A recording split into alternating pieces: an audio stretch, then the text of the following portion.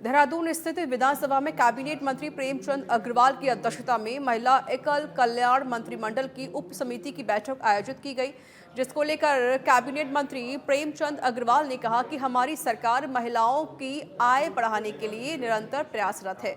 इसके तहत मुख्यमंत्री ने मुख्यमंत्री एकल महिला स्वरोजगार योजना लॉन्च की थी, जिसके तहत हम महिलाओं की आय बढ़ाने के प्रयास कर रहे हैं।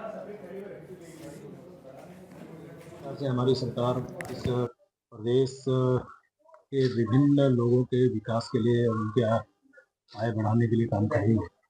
माननीय मुख्यमंत्री जी की घोषणा के अनुसार एक स्कीम लॉन्च हुई थी जिसका नाम है मुख्यमंत्री एकल महिला स्वरोजगार योजना। उसके लिए हम लोग बैठे थे कि उप समिति बनी है। सिर्फ मैं ही उसमें एकमात्र उप समिति का अध्यक्ष कहिए या जो भी, उस नाते 1 जुलाई को भी हम बैठे थे और आज दोबारा बैठना हुआ। कैसे हमारे यहाँ की जो पात्र महिलाएं, मैं पात्रता भी बताऊंगा, उनको हम आत्मनिर्भर कर सकें।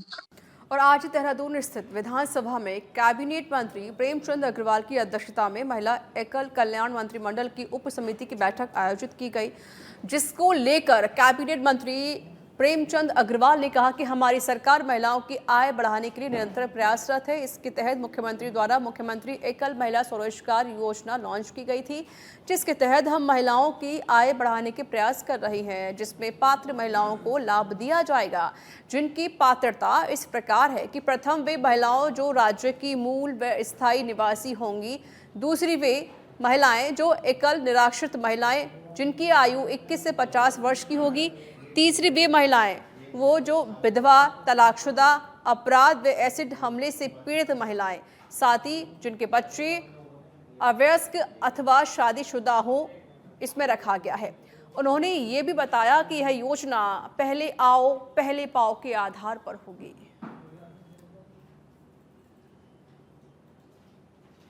सरकार इस प्रदेश के विभिन्न लोगों के विकास के लिए और उनके आय बढ़ाने के लिए काम कर रही है। माननीय मुख्यमंत्री जी की घोषणा के अनुसार एक स्कीम लॉन्च हुई थी जिसका नाम है मुख्यमंत्री एकल महिला स्वरोजगार योजना। उसके लिए हम लोग बैठे थे कि उप समिति बनी है। सिर्फ मैं ही उसमें एकमात्र उप समिति का अध्यक्ष कहिए या जो भी, उस नाते 1 जुलाई को भी हम बैठे थे और आज दोबारा बैठना हुआ। कैसे हमारे यहाँ की जो पात्र महिलाएं, मैं पात्रता भी बताऊंगा, उनको हम आत्मनिर्भर कर सकें। इसमें जो पात्र महिलाएं होंगी, एक तो इसका जो क्षेत्र होगा पूरा प्रदेश, यानी कि उत्तराखंड हमारा प्रदेश में जो महिलाएं। आम आदमी पार्टी मजबूती के साथ उत्तराखंड में निकाय चुनाव लड़ने की तैयारी कर रही है। दिल्ली के पूर्व डिप्टी सीएम और वरिष्ठ आप नेता मनीष सिसोदिया 26 अक्टूबर को उत्तराखंड आएंगे और कार्यकर्ता सम्मेलन में पार्टी कार्यकर्ताओं की नब्ज टटोलेंगे। हरिद्वार के सैनी आश्रम में कार्यकर्ता सम्मेलन होगा, जिसमें बड़ी संख्या में आप कार्यकर्ताओं के पहुंचने का दावा भी किया जा रहा है। आप पार्टी प्रदेश अध्यक्ष एस कलेर ने बताया है कि आप पार्टी के किए गए कार्यों की समीक्षा करने के लिए कार्यकर्ता सम्मेलन का आयोजन किया जाएगा।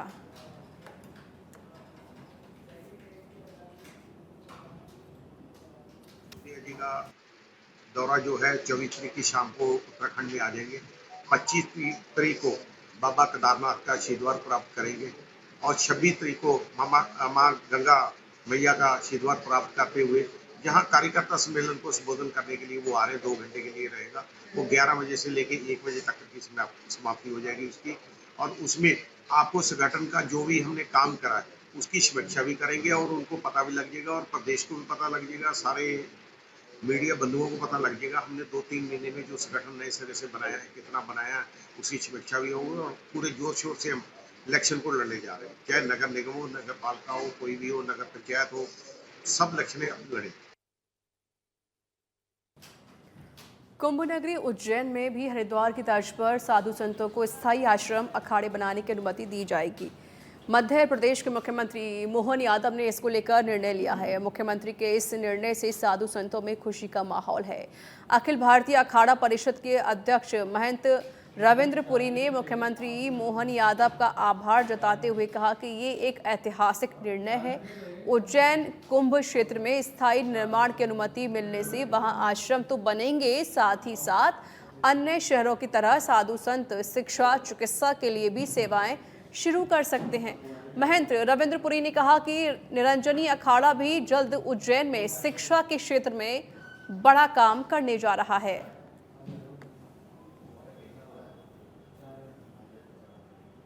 जी ने संतों की बात को सुना, जो संतों ने कई सालों से अपनी बात रखी थी, उसका निर्णय कल सोमवार को महाकाल नगरी में हमारे माननीय मुख्यमंत्री जी ने सुना दिया।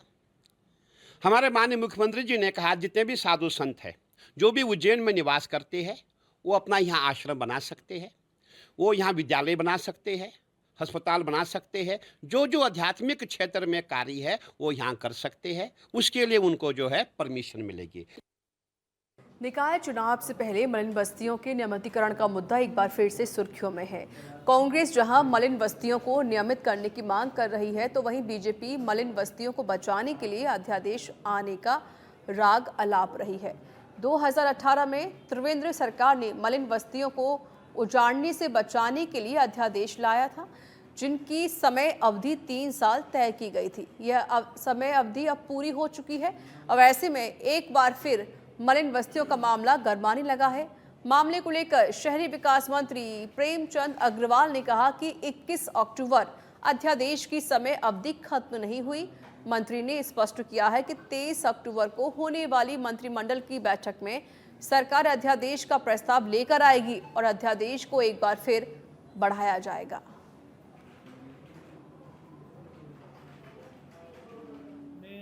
जो हमारी मियाद थी वो 23 अक्टूबर तक की थी।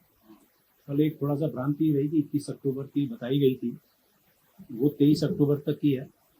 हम उसके लिए आगामी 3 वर्षों के लिए और इसको बढ़ा रहे हैं, कैबिनेट में इसको ला रहे हैं। बिल्कुल हम जो हमारी मलिन बस्ती में रहने वाले लोग हैं उनको जो हमारी सरकार ने 3-3 साल के लिए 2 बार अवधि बढ़ाई थी, फिर हम अवधि बढ़ा। उधम सिंह नगर के दिनेशपुर में नशा पर पूर्ण रूप से प्रतिबंध लगाए जाने को लेकर शहरी लोगों ने विधायक से मांग की है। इस दौरान विधायक अरविंद पांडे ने कहा कि दिनेशपुर क्षेत्र में भारी मात्रा में नशे का कारोबार किया जा रहा है, इसलिए लोग परेशान हैं। नशे पर पूरी तरह से प्रतिबंध लगना चाहिए।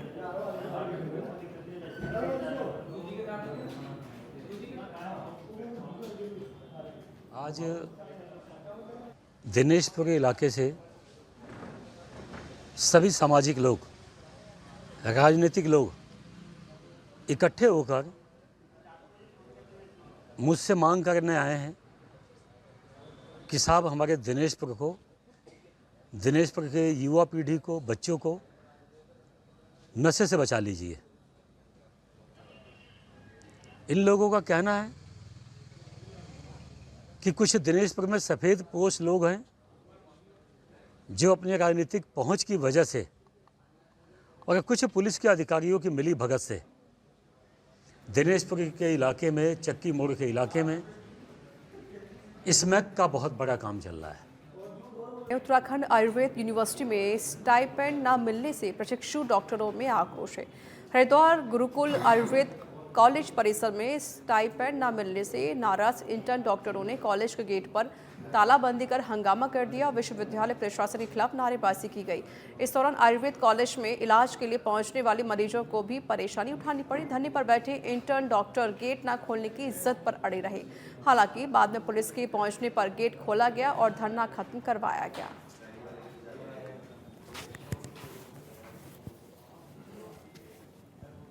लेकिन अभी तक 9 मंथ हो चुका है, 10th मंथ चल रहा है ये, लेकिन अभी तक कोई स्टाइपेंड नहीं है। किसी बारे में कोई बात नहीं करता है। हम प्रशासन से बात करते हैं, जो यहाँ का स्टाफ है, मतलब जो भी है, शासन वगैरह, सबसे बात करिए हम, लेकिन कोई ना एप्लीकेशन का रिप्लाई करते हैं।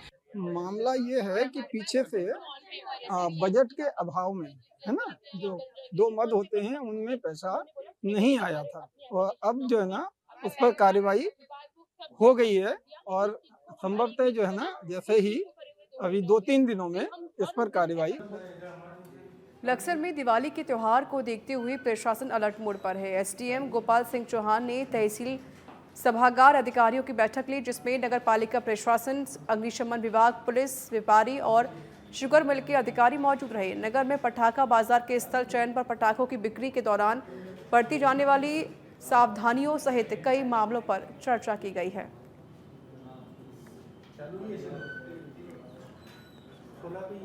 दीपावली नज़दीक है और उससे पूर्व नक्सल क्षेत्र में एक पटाखा बाजार लगता है। तो पटाखा बाजार को लेके पुलिस के सीओ साहब हैं, इंस्पेक्टर साहब आए हुए थे, नगर पालिका, चीनी मिल और व्यापार संघ सभी से और आपके फायर से सभी के प्रतिनिधि आए हुए थे। और क्योंकि यहाँ पे वैसे तो कोई विशेष दिक्कत है नहीं, लेकिन फिर भी सभी डिपार्टमेंट को डायरेक्शन दे दिए हैं ताकि कोई घटना घटित ना हो।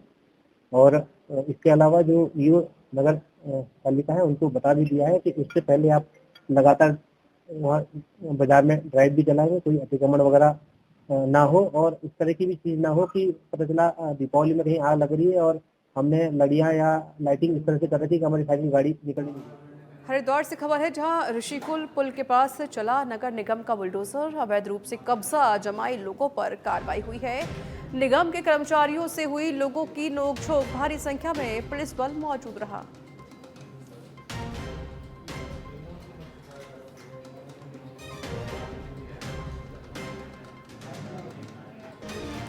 रुड़की गंग नहर कोतवाली क्षेत्र निवासी एक युवती ने अपने चचेरे भाई पर 6 माह से लगातार दुष्कर्म करने का आरोप लगाया है। बता दें कि युवती 5 माह की गर्भवती भी है। युवती ने बताया है कि करीब 6 माह पहले जब परिवार के सभी लोग बाहर गए हुए थे तो उसका चचेरा भाई उसके घर आया था और उसने उसके साथ शादी का झांसा देकर जबरदस्ती शारीरिक संबंध बनाए। फिलहाल पुलिस ने मामला दर्ज करके जांच पड़ताल शुरू कर दी है।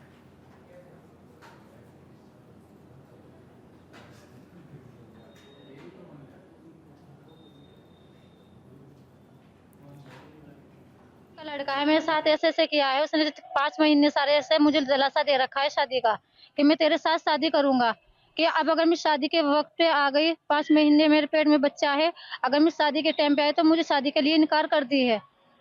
अब मुझे पुलिस कोर्ट से इंसाफ चाह रहा है कि मैं उस लड़के से शादी करना चाहती हूँ, वो लड़का शादी के लिए मना कर रहा है। गंगनहर क्षेत्र में एक तहरीर आई थी जिसमें एक लड़की के साथ उसके ही रिश्तेदार के द्वारा संबंध बनाए गए तथा उससे वो प्रेग्नेंट भी हो गई थी। तो इस संबंध में उनके बाबत बलात्कार की तहरीर दी गई थी, जिस संबंध में सूचित धाराओं में अभियोग पंजीकृत। मसूरी विधायक और कैबिनेट मंत्री गणेश जोशी ने केंद्रीय गृह मंत्री अमित शाह के जन्म दिवस पर उप जिला चिकित्सालय पहुंचकर मरीजों को फल वितरित किए। वहीं शहीद भगत सिंह चौक पर भाजपा कार्यकर्ताओं के साथ मिष्ठान वितरित करके आतिशबाजी की और अमित शाह की दीर्घायु की कामना की। इस दौरान कैबिनेट मंत्री गणेश जोशी ने उप जिला चिकित्सालय का निरीक्षण करके व्यवस्थाओं का जायजा भी लिया। इसके साथ ही सीएमएस से चिकित्सालय में कर्मचारियों की कमी को शीघ्र पूरा करने के निर्देश भी दिए हैं।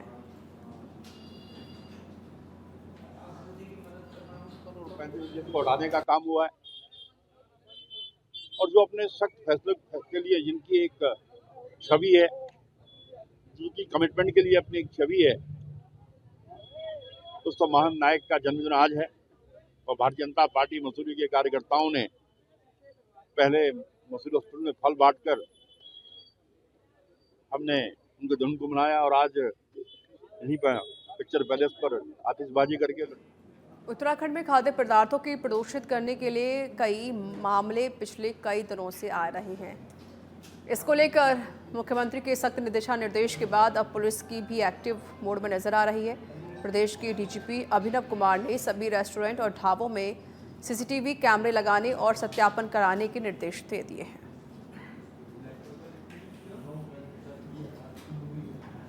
लोगों का अपना एक व्यक्तिगत मतलब सोच का और उसका भी प्रश्न है कि भाई ठीक है, आप अपने किसी परिवार के सदस्य की प्लेट से आप खाना शेयर कर सकते हैं, अपने किसी मित्र की प्लेट से खाना शेयर कर सकते हैं, उसमें या एक गिलास से कई बार होता है हम पानी भी पी सकते हैं, लेकिन अमूमन किसी अनजान व्यक्ति से या कोई अगर किसी होटल या रेस्टोरेंट में काम करने वाला कोई कुक है, कोई वेटर है, वो किसी खाने को मतलब जानबूझ के प्रदूषित कर रहा है, तो फिर यहाँ पे लोगों की भावनाओं का भी, धार्मिक भावनाओं का भी और अदर